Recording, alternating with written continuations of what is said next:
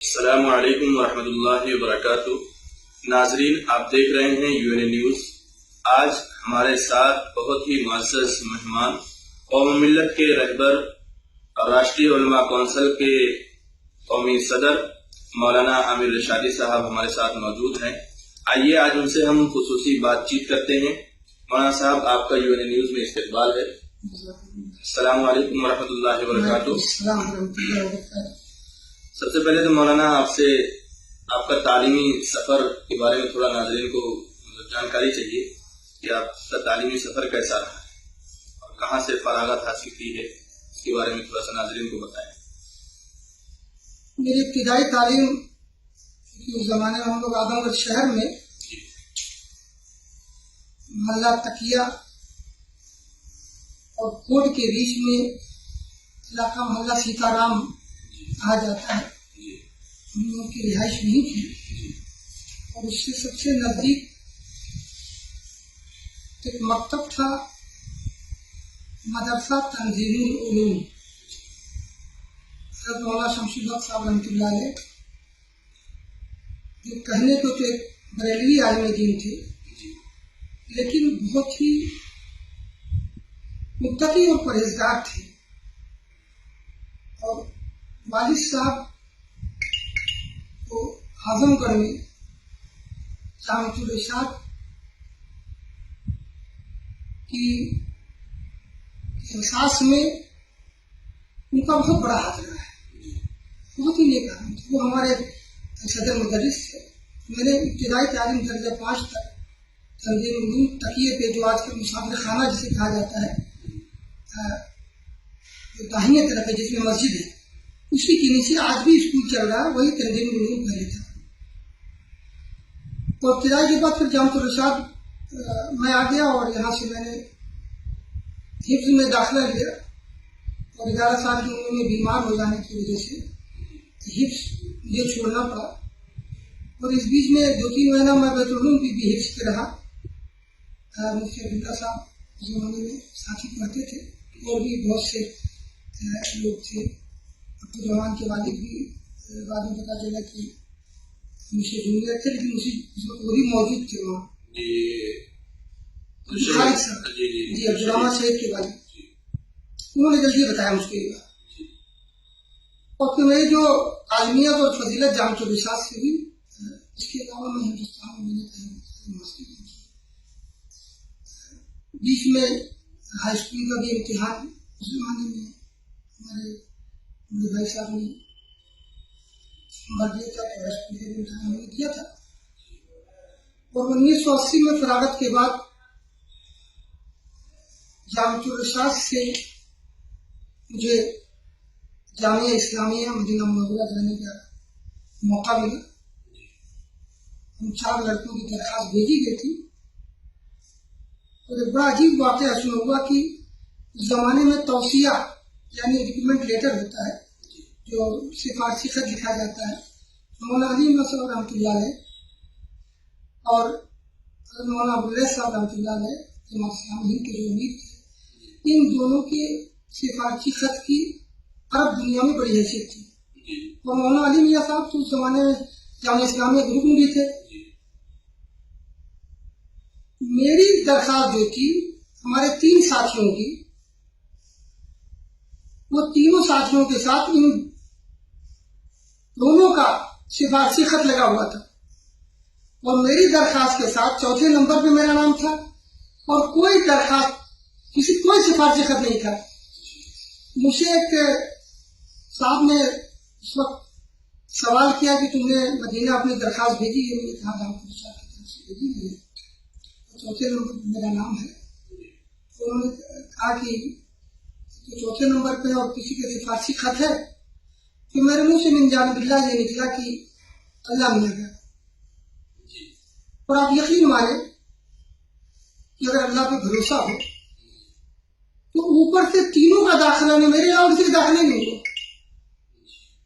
ये बहुत अहम वाक़या है मेरी जिंदगी का कि अल्लाह ताला ने बचपन से मेरी वालिदा अल्लाह उनके क़ब्र को मुनव्वर फरमाया।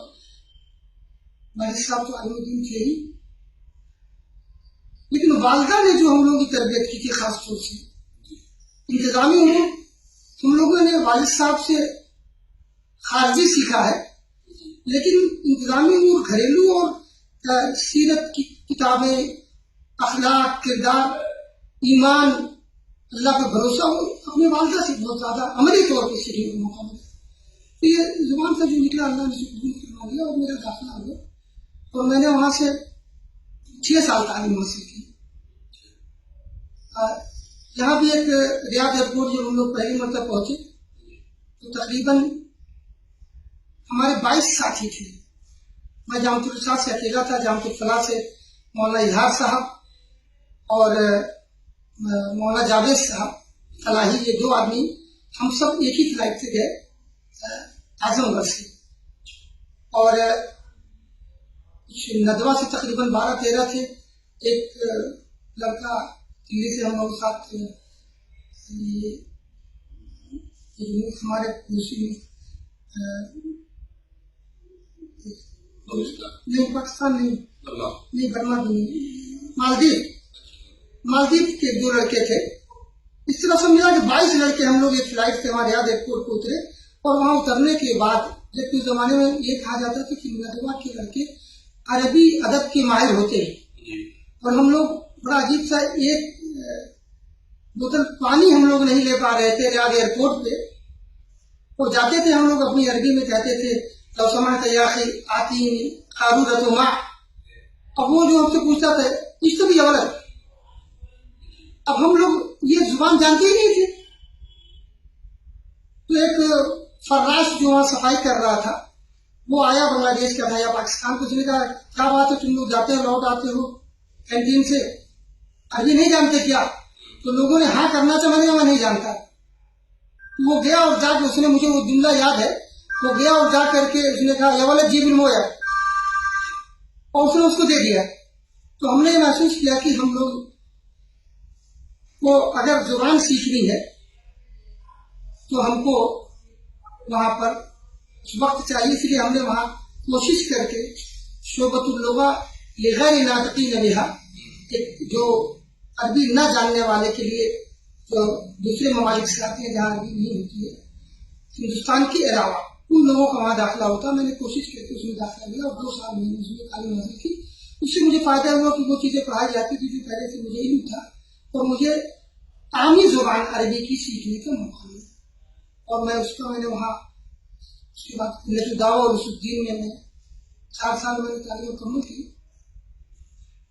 और फरागत उसुद्दीन से 1406-1407 में, यानी 1986-87 में हम वहां से हमने फरागत हासिल की इस्लाम की मदीने से।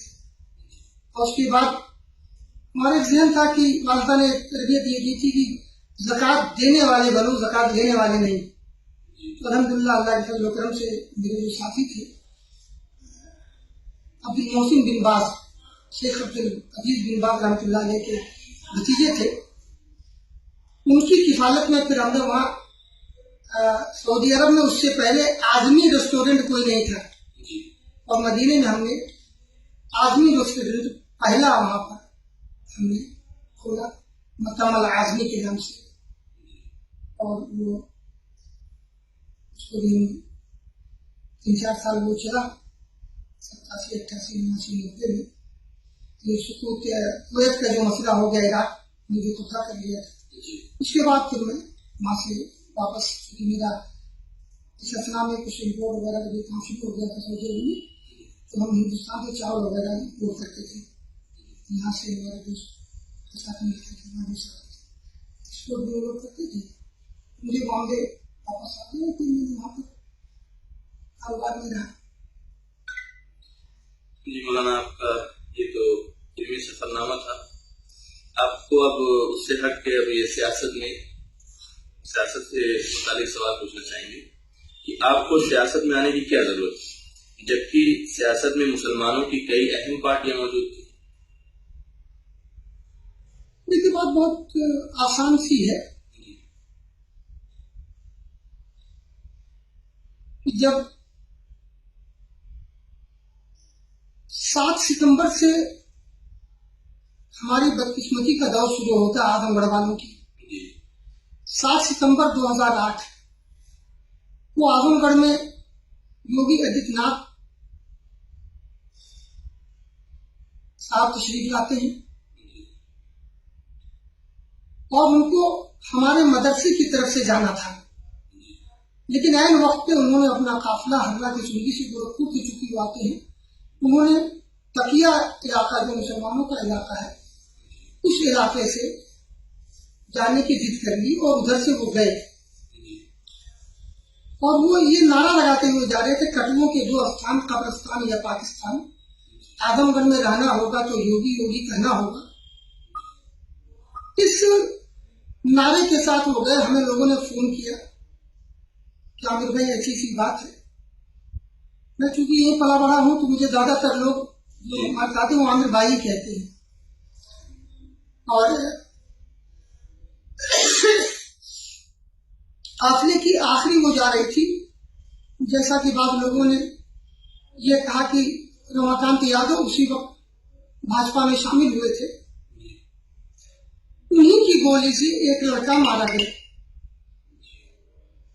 ये एक अफवाह थी, किसी ने मारा कोई नहीं जानता। FIR 11 दर्ज हुई और उस लड़के की लाश भी हम लोगों को नहीं दिया गया।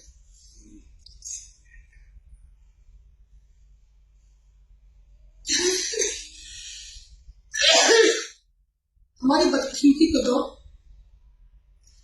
वो तमाम पार्टियां जिनकी आप बात कर रहे हैं,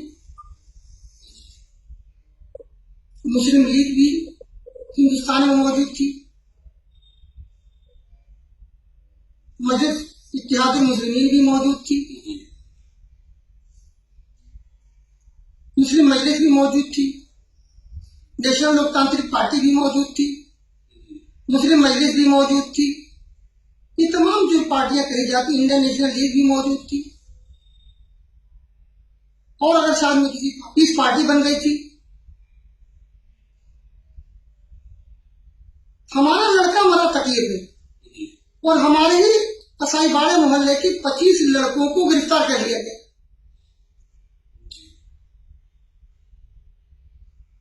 एक आवाज पूरे मुल्क से नहीं उठी, पूरे आजमगढ़ से, शहर से। यहां पर समाजवादी के अहमदी साहब MLA मौजूद थे, वसीम साहब भी मौजूद थे। तो शायद मैं समझता हूं कि यही 2 लोग थे, या और कोई रहा हो मुझे याद नहीं है। हमारी लाश तक हमको नहीं मिली। पुलिस ने जबरदस्ती ले जा करके उस बाप के हवाले कर दिया जो बाप उसकी मां को तलाक दे चुका है, मरने वाले के, मकतूल की मां को।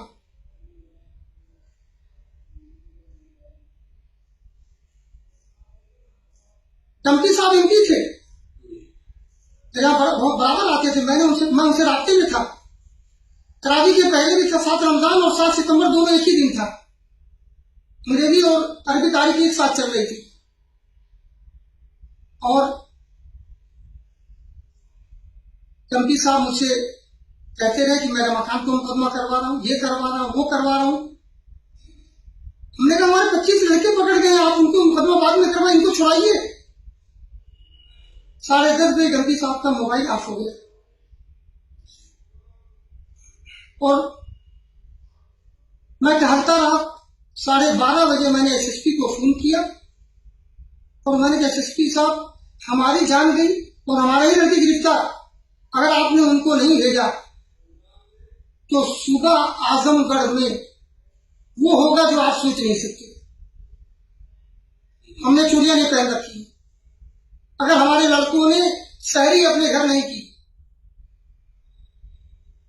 1 घंटा हो गया कुछ नहीं, फिर हमने 1:35 पे फिर फोन किया, अभी तक लड़के घर नहीं पहुंचे। तो उन्होंने मुझे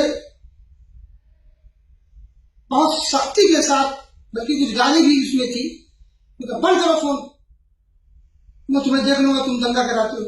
12 अल्लाह के एहसान की 13 लोग, मैं इमाम साहब के छोड़ दिए गए और 12 लड़कों पर 151 में उनकी चालान हुई, जिसको दूसरे दिन छुड़ा दिया गया। कहाँ थे वो लोग? खत्म हो गया ये मामला। वो लोगों ने FIR करा दी, मुकदमा भी हम लोग आज तक लड़ रहे हैं, उसमें सब छूट भी गए, कोई गवाह नहीं मिला। देखिएगा, इतना लोग खौफजदा थे, कोई गवाह नहीं मिला।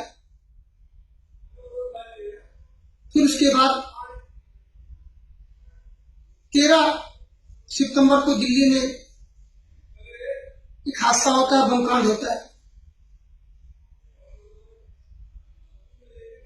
और उस बमकांड को लेकर के मुख्तलिफ, जहां भी कोई बमकांड होता है, मस्जिद में हो, मंदिर में हो, मुसलमान का नाम आ जाता है, करे कोई भरे कोई। उस बमकांड में 19 सितंबर को 13 वाले केस में,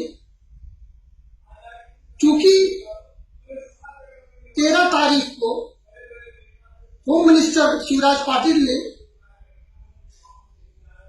2 घंटे के अंदर मीडिया के सामने 3 मरतबा उनको आना पड़ा, और तीनों मरतबा वो नए नए कपड़े बदल के आए। इससे बड़े सवालात खड़े हो गए मीडिया की तरफ से कि होम मिनिस्टर ऑफ इंडिया, जहां पर इतने लोग मर गए हों और उसको कपड़ा बदलने की फुर्सत है।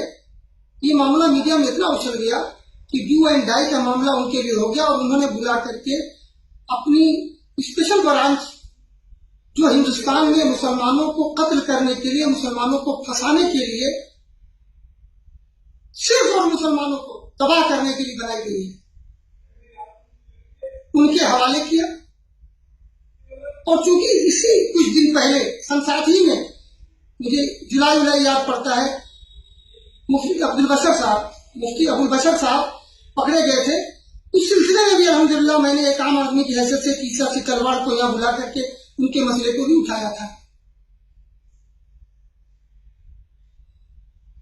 मुफ्ती अब्दुल बशर साहब चूंकि इन बच्चों के यहाँ जाते आते थे मदरसे के चंदे वंदे के सिलसिले में, और इन लड़कों से चूंकि आजमगढ़ के रब था, इन्हीं के जाके वो ठहरते थे, तो चूंकि उनको पकड़ आतंकवादी बना दिया गया था, जो तरीका है गवर्नमेंट का, इस बिना पर मुफ्ती साहब को गुजरात से लाया गया 18 को। बाकायदा मीडिया में खबर आई और उनसे पूछताछ की गई कि तुम कहाँ जाते आते थे। उन्होंने इन बच्चों का नाम बताया, और हमारे बच्चों को रात में मार करके सुबह को यह ड्रामा रचा गया कि इनकाउंटर हो गया। लड़के हमारे रात में मार दिए गए थे, हमारे बच्चों के सरों पर गोलियां लगी है, छत फाड़ के नहीं मारी गई थी। अगर इनकाउंटर होगा सामने से होगा, सीने में गोली लगनी चाहिए, आंख में गोली लगनी चाहिए। आप कह रहे हो कि हम लोग जैसे दरवाजा खुलवा आतंकवादियों ने गोली चलानी शुरू कर दी, तो आतंकवादी सामने होते पीछे से गोली चलाते नहीं, आप भी सामने से चलाते, दोनों को सामने लगनी चाहिए। हमारे बच्चों को सर में गोली लगती है, और वहां पर एक पुलिस का एक बड़ा ऑफिसर मोहन चंद शर्मा, उसको पीछे गोली लगती है। एक बड़ा अजीब हादसा है कि हमारे लड़कों ने उनसे ये कहा, उस ऑफिसर से, कि तुम अपना पिछौड़ा घुमा लो, हम तुम्हारी फलान में गोली मारेंगे। ये जुमला था वो, आपको मजाहिया लगेगा, लेकिन वो कहां मसला है कि वो ऑफिसर हमारे बच्चों के कहने से पीछे घूम गया और हमारे बच्चों ने पीछे गोली मार दी। उन पुलिस वालों ने जिन्होंने हमारे बच्चों का कत्ल किया था, आपसी दुश्मनी में उन्होंने वहां पर उनको भी मार दिया, ये दिखाने के लिए कि मुठभेड़ हुई है, और अपनी दुश्मनी को, उस गलत चीज को सही करने के लिए, वो जो मारा जाता पुलिस वाले घायल होते हैं, वो घायल किया गया था, और वो पैदल चलते हुए गए थे। आप भी आज पुरानी आप क्लिप देखें तो उनको 2 आदमी ऐसे पकड़ के पैदल चला के ले जा रहे थे। जिस आदमी को गोली लग जाएगी, जो मरने के कगार पर होगा, उस आदमी को स्ट्रेचर पे ले जाया जाएगा या ऐसे उठा के ले जाएंगे। वो पैदल जा रहा था, और 2 घंटे बाद वो कैसे मर गया? जांच इस बात की, हम सिर्फ इसकी जांच नहीं करने की बात कर रहे हैं, हम तो जांच ये कह रहे हैं कि हम इनकाउंटर फर्जी है, और मोहन चंद शर्मा को किसने मारा, इसकी भी जांच होनी चाहिए। वो भी हमारे देश का एक वो था, जाबाज सिपाही था, उसकी भी जांच हम चाहते हैं, दोनों की जांच। सच्चाई सामने आए। इसलिए 23 या 19 सितंबर को जो हादसा हुआ, तो जिस तरह मीडिया ने आदमगढ़ को कहा, एक राष्ट्रीय सहारा उर्दू एक पेपर था जहां मुसलमान अपनी बात कह लेते थे या मुसलमानों की बात कह ली जाती थी। बड़ा अजीब सा इस मुल्क में है कि सहारा उर्दू में हमें मजलूम लिखा जाता है और सहारा हिंदी में हमें आतंकवादी लिखा जाता है। वो इसलिए कि वो सहारा हिंदी हिंदुओं को बेचना है। राष्ट्रीय सहारा का मालिक बिजनेस कर रहा है, ना मुसलमानों का ना हिंदू का है, परोस रहा है। वो आतंकवादी पढ़ के खरीदेंगे, हम मजलूम पढ़ के खरीदेंगे, वो अपना बिजनेस कर रहा है। उस मजलूम अखबार में, जिसमें मजलूम हम कहला लेते थे अपने आप को, उस अखबार में भी 20 की सुबह में कोई खबर नहीं थी हमारे हक में। पूरा हिंदुस्तान खामोश था, सारी मिली तंजीमें खामोश थी, कोई उसको गलत कहने को तैयार नहीं था। 21 की सुबह हमने अखबार पढ़ा, उस अखबार में भी उर्दू की हम आतंकवादी, आतंकगढ़। फिर दूसरे दिन 22-20 को तो हमने देखा 19 का हादसा था, 21 को देखा कोई खबर नहीं, 22 को देखा कोई खबर नहीं, 23 को कोई खबर नहीं हमारे हक में। तो 23 को हमने राज सहारा के यहाँ के नुमाइंदे को बुला करके बयान दिए।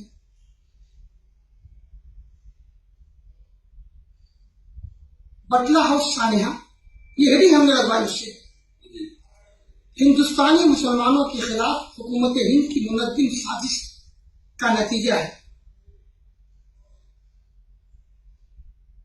और वो गया अजीत बर्नी साहब ने आधे पेज की खबर लगाई इसको। अजीत बर्नी साहब ने इससे पहले कुछ नहीं लिखा।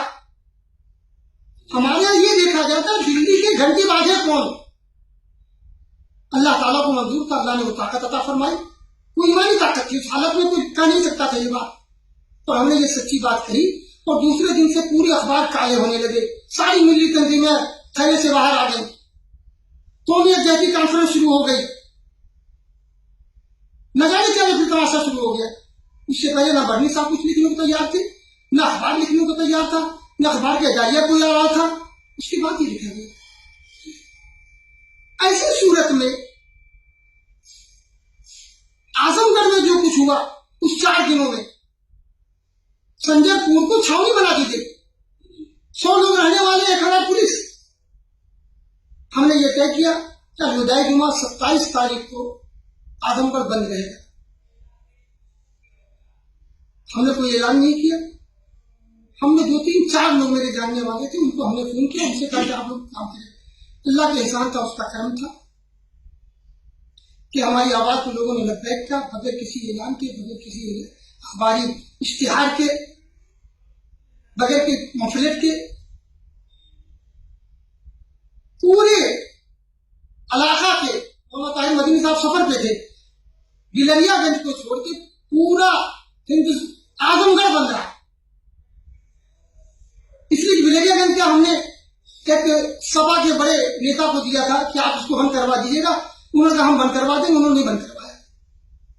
बाकी जगह मिल्लत के वो मुनाहर, अल्लाह उनको जज़ाए खैर दे, मौलाना साहब अख्तर साहब ने, शकील साहब ने, आपके सिरानी में मास्टर साहब ने, इन तमाम लोगों ने, करीम साहब ने, मैं करीम साहब को नहीं जानता था, लेकिन मास्टर साहब ने बताया कि ये भी हमारे साथ है, और वो बंदी हुई और बड़ी तारीखी बंदी हुई। और डीएम को आना पड़ा हमारे पास, एडीएम को आना पड़ा। हमें डराने के लिए रात में पूरा जाम तो रिसाब घेर लेंगे, छुट्टी होती है, अकेले में था। अल्लाह ताला ने साबित कदम रखा और हम लोगों ने मुकाबला किया और सुबहबंदी रही और पुलिस को पीछे हटना पड़ा। संजयपुर को हमने छावनी खत्म करवाई, वहां से पुलिस का कैंप लग गया था, पीएससी का कैंप लग गया था, सारा उखड़वाया और उसको खत्म करवाया। और उसके बाद जो हालात बने उससे आप लोग वाकिफ थे। मैं एक सवाल मेरा इस पे है कि हमें सियासत में इसलिए आने की जरूरत महसूस हुई कि सबसे पुरानी पार्टी अगर जैसा कि मैंने बताया मुस्लिम लीग थी। बाद में मुझे पता चला, मैं तो उस वक्त इतना नहीं जानता था, सियासत से बहुत दूर था, कि एमआईएम भी बहुत पुरानी पार्टी है।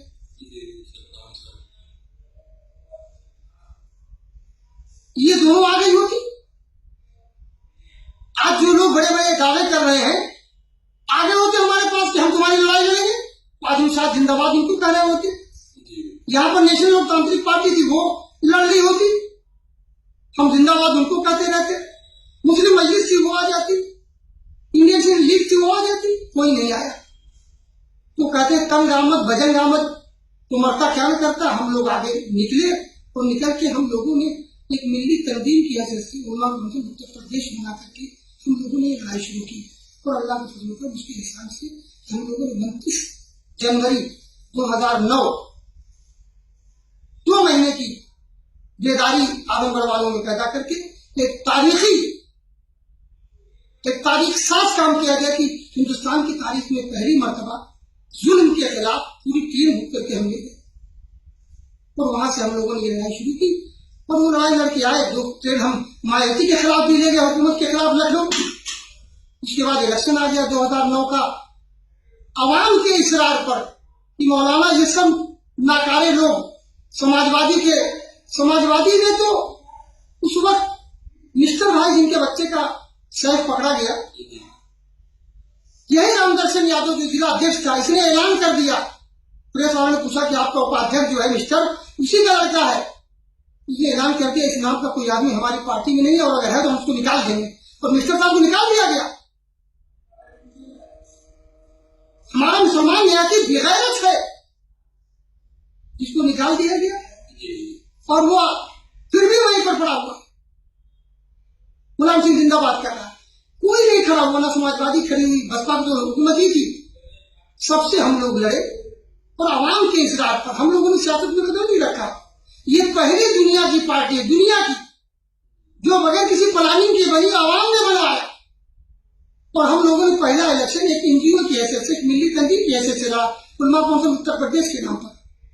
और हमारा जो भी उम्मीदवार था वो आजाद उम्मीदवार था, उसका उलमा कौंसिल का नाम नहीं था।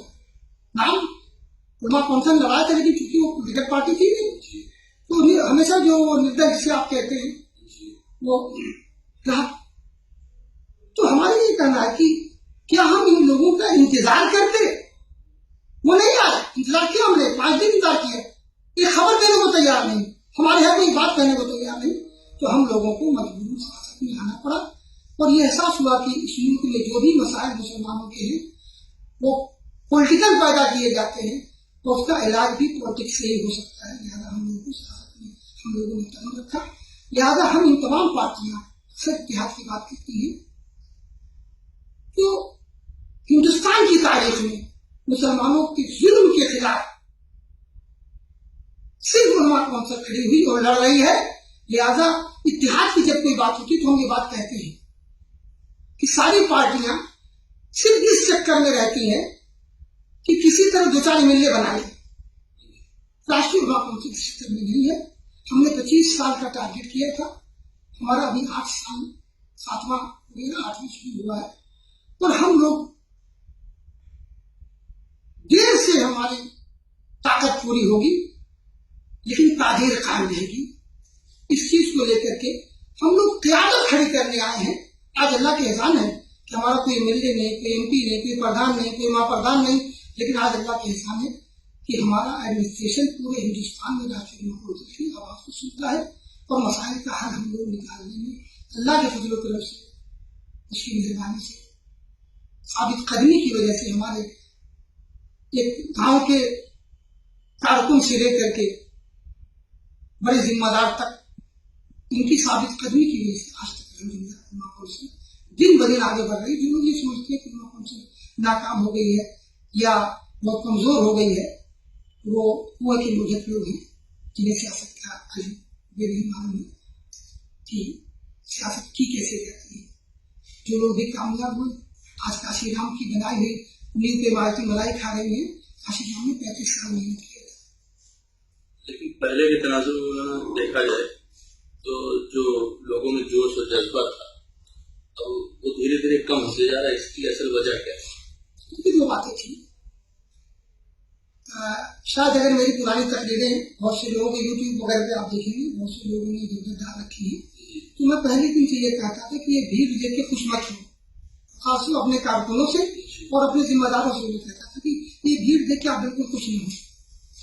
इस भीड़ की 3 किस्म है, मैं पहले दिन से कहता था। ये भीड़ वो है जिसको ना प्रधान बनना है ना प्रधानमंत्री बनना है, यानी ना वो गांव के प्रधानी के इलेक्शन लड़ना चाहता है और ना MP का इलेक्शन लड़ना चाहता, बीच में सारे इलेक्शन है।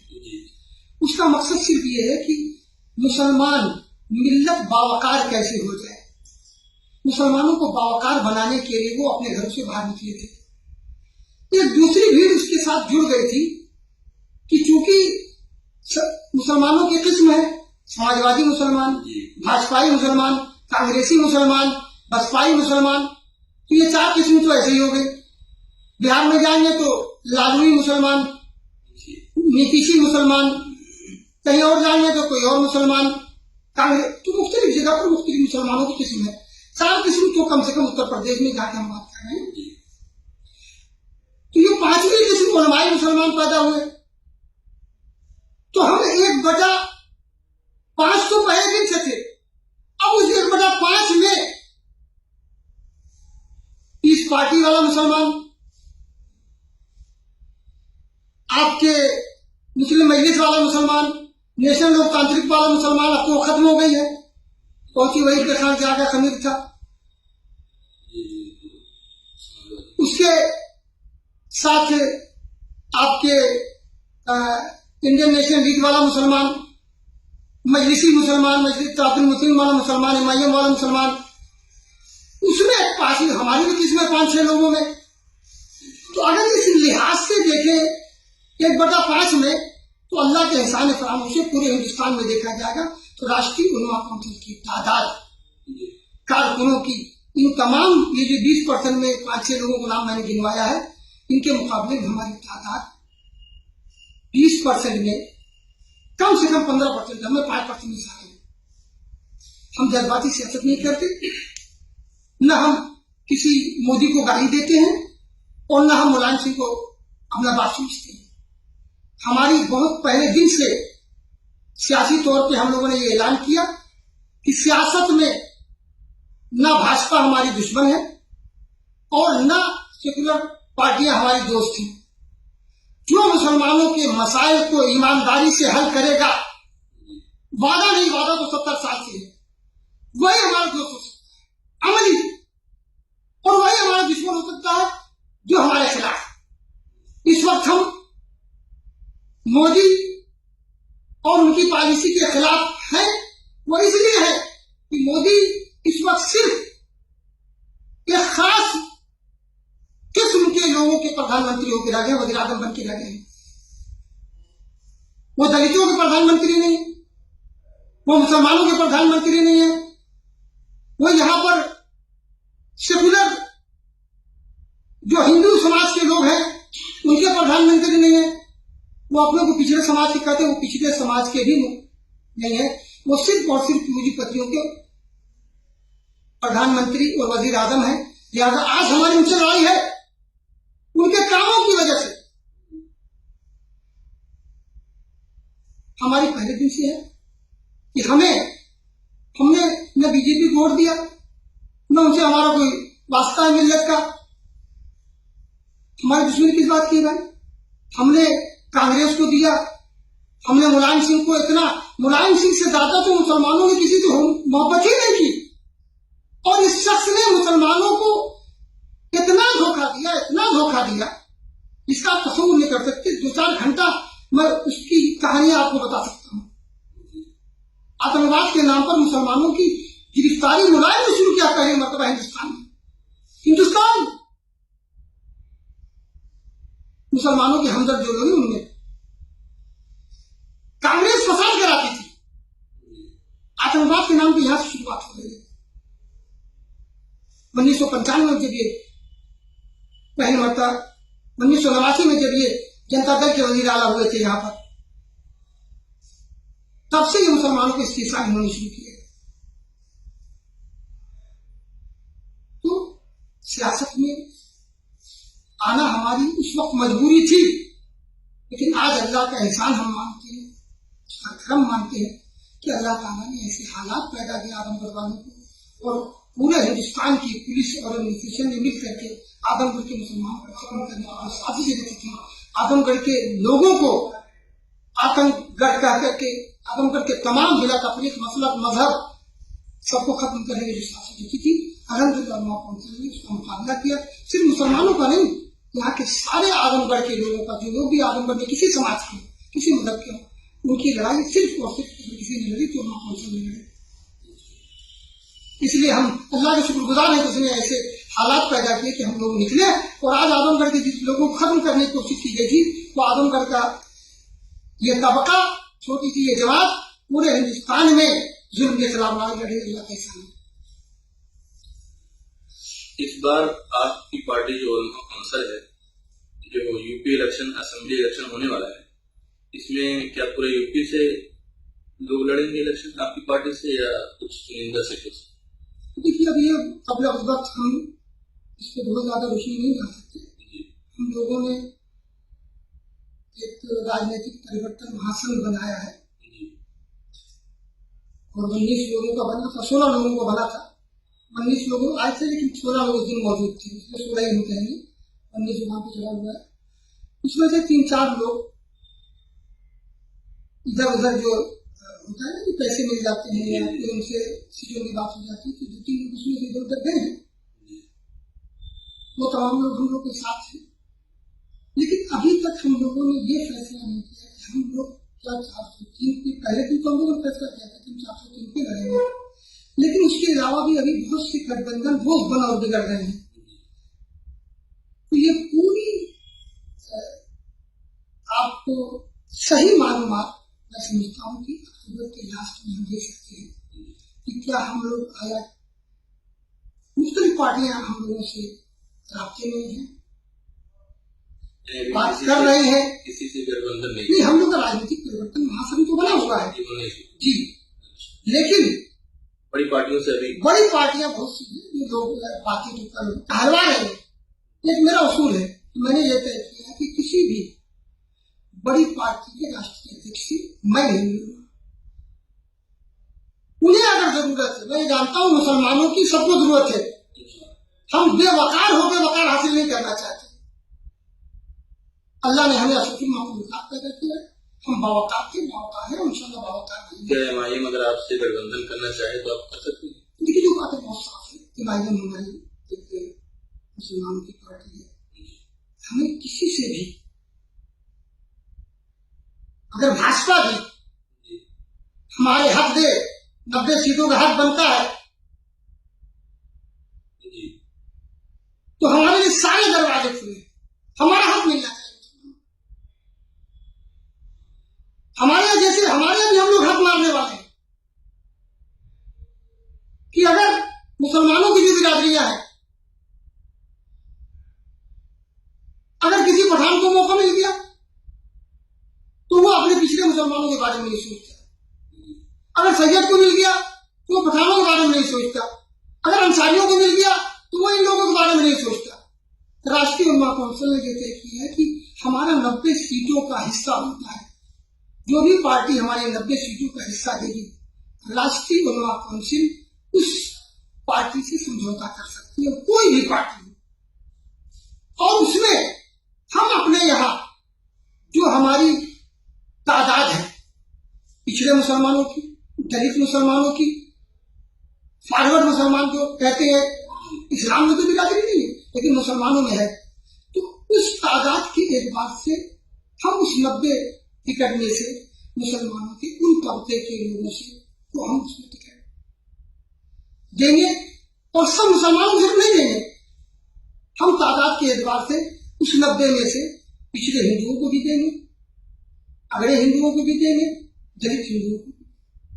तो हम अदल इंसाफ कायम करना चाहते हैं कि उस 90 सीट का जो हमारा हिस्सा मिलेगा उसमें भी हम सब अल्लाह के बंदे, सब लोग परेशान हैं, जो भी अपने अधिकारों से वंचित है, हुकूक से महरूम है, हम उसको इंशाअल्लाह ताला अपनी उस 90 सीट में से सबका हक देने की कोशिश करेंगे।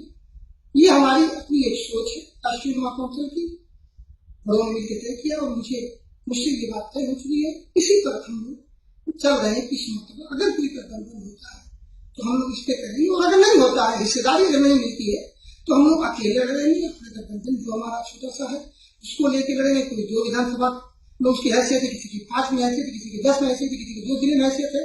तो हम लोग मिल करके इंशाअल्लाह कुआं पैदा करके हम मिल के एहसास दिलाने की कोशिश कर रहे हैं। बहुत जल्दबाजी में नहीं है कि किसी तरह जल्दी से एमएलए बन जाए।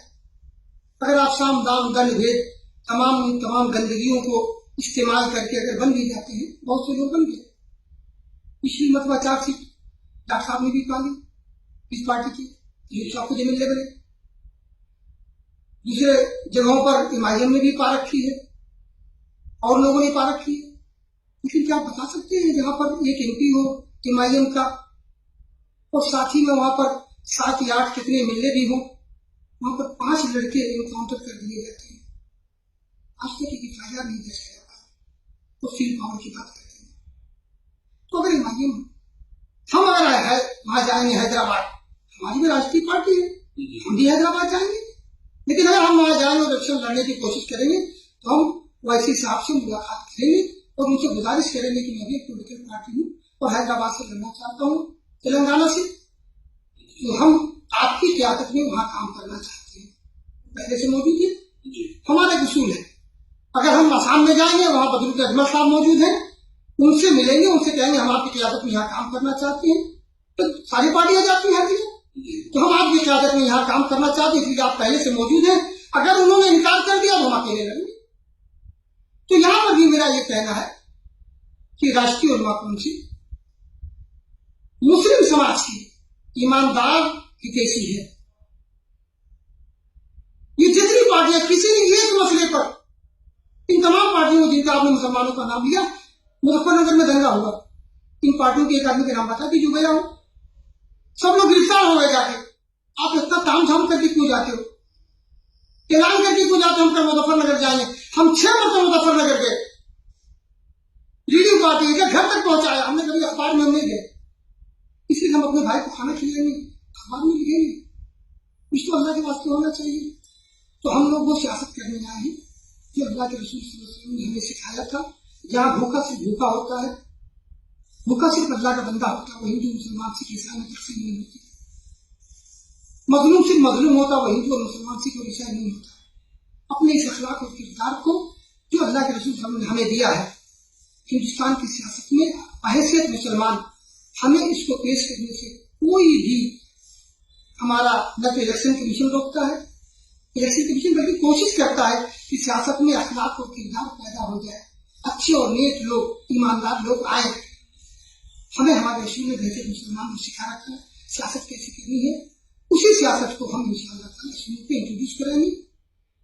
और जो हमारा संविधान, हमारा दस्तूर इस मुल्क में हमें इस बात की इजाजत देता है कि हम अपने दीन पे रहते हुए इस मुल्क के लिए जो कुछ बेहतर कर सकते हैं उस बेहतर करने की हमें कोशिश करनी चाहिए। हमारा ये मकसद है। अगर इमाम आती है तो मैं ये समझता हूँ कि उनको दस्तूरी तौर पर उन्हें हमसे मुलाकात करनी चाहिए। जो लोग यहाँ मौजूद थे उनको हम लोगों से मुलाकात करनी चाहिए। हमने तो सुन रखा वो लोग इसलिए यहाँ आए हैं कि उलमा कौंसिल को खत्म कर देंगे। हम सुन रहे हैं कि उन्हीं जगहों पर टिकट दिया उन्होंने जहाँ अयूब साहब को खत्म कर देंगे, उन्हीं जगहों पर टिकट दे रहे हैं। आजमगढ़ में हम लोग यहाँ से शुरू हुए थे, सारी ताकत यहीं पर लगाई जा रही ताकि उलमा कौंसिल खत्म हो जाए। जहाँ पर नेशनल लीग वाले वहां पर आप खड़ा कर रहे हैं, जहाँ पर दूसरे मुस्लिम जमात के लोग हैं आप वहां पर खड़ा कर रहे हैं। इस बात की अलामत है कि आप इत्तेहाद नहीं करने आए। नाम तो इत्तेहाद मुस्लिमीन है, लेकिन आप कहीं न कहीं इंतिशाद मुस्लिमीन की अमली तौर पर आप वो बन रहे हैं। अगर आप वाकई इत्तेहाद मुस्लिमीन है तो आपको जब उत्तर प्रदेश में आना चाहिए था, तो यहाँ पर जो लोग काम कर रहे थे, आप महाराष्ट्र के थे, वहां पर जो लोग काम कर रहे थे उनसे रब्ता करना चाहिए। अगर इत्तेहाद मुस्लिमीन की बात करते हैं, आपकी जैसे पार्टी के नाम है, और अगर इंतिशाद मुस्लिमीन की बात करते हैं तो सब लड़ते हैं, आप भी लड़ेंगे, हम भी लड़ेंगे। वो तो पता चलेगा पढ़े लिखे को क्या कहते हैं, हाथ के अंदर को आती क्या, पढ़े लिखे को फांसी क्या, सबको अपनी हैसियत फिल्म हो जाएगा। हम लोगों को वजूद की लड़ाई नहीं लड़नी है। हमें पाने के लिए पूरा हिंदुस्तान खड़ा हो गया। हम 25 साल का टारगेट लेके चले गए हैं। ये इलेक्शन कोई हमारा मरो और चलो नहीं है, लेकिन दूसरी पार्टियां जो मुसलमानों की है उनका मामला वजूद की लड़ाई है। और मुझे उम्मीद है कि अगर लोगों की साबित कदमी नहीं रही, अल्लाह पे भरोसा नहीं रहा और ईमान नहीं रहा, सच्चाई नहीं रही, ईमानदारी नहीं रही, अगर हम भी उन्हीं समाजवादियों की तरह दंड भेद साम दाम दंड भेद की सियासत करने अगर मुस्लिम पार्टियां जो आई हैं वही कर रही है, लिहाजा मैं समझता हूँ ऐसी पार्टियों की कोई जरूरत नहीं है। लेकिन बेईमान पार्टी के दफा हो जाएगा कि मुसलमान के नाम से होगी, जो सिर्फ एमएलए बन जाएगी। जो लोग एमएलए बन गए, कौमी एकता दल के जो एमएलए हैं उन्होंने कौन सा ऐसा काम कर दिया असेंबली में मुसलमानों के हक में,